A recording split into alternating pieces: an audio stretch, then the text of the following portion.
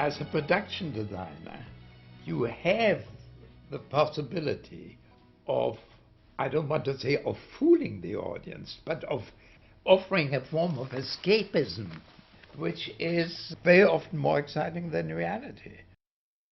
I don't know whether Fleming ever had been to Japan, but none of the locations he described existed. So we found this volcano area, which then triggered off the idea of putting our villain inside one of those extinct volcanoes.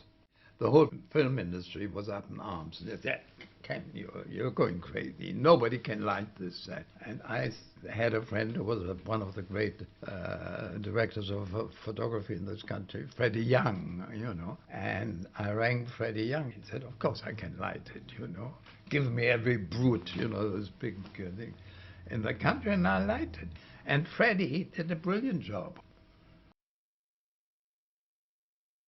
I built part of the top in three-dimensional, so you could look into the volcano and see the lake open up to allow the rocket to come out. And people asked me afterwards, couldn't you have built it in model? I said, maybe I could have built it in model, but it was such an incredible possibility to build this full size, and you couldn't have had 200 or 300 stuntmen upseiling from the lake into the volcano, and it's still one of the most dramatic scenes in a Bond.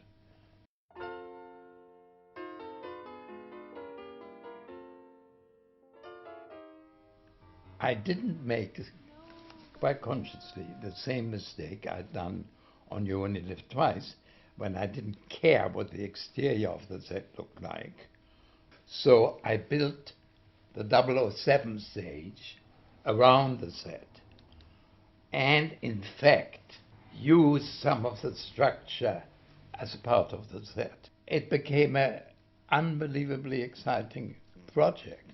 We had to build a tank or extend the tank, and the submarines were built of, if I remember, of marine ply with a coat of fiberglass, and they were running on rails, and I used a lot of my favorite gunmetal and stainless steel, and became a complete fantasy set.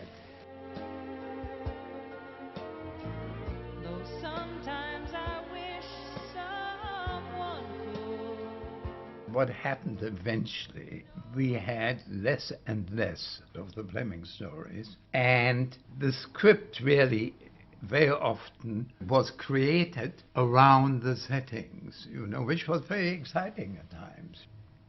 The sketch is not really the important thing. It is the first step towards creating the setting, and the setting is important. And when people ask me, weren't you upset when, I don't know, the volcano was blown up or the supertanker? I said, no, provided it was on camera and it was well shot, I was delighted, and then couldn't wait to start on something else.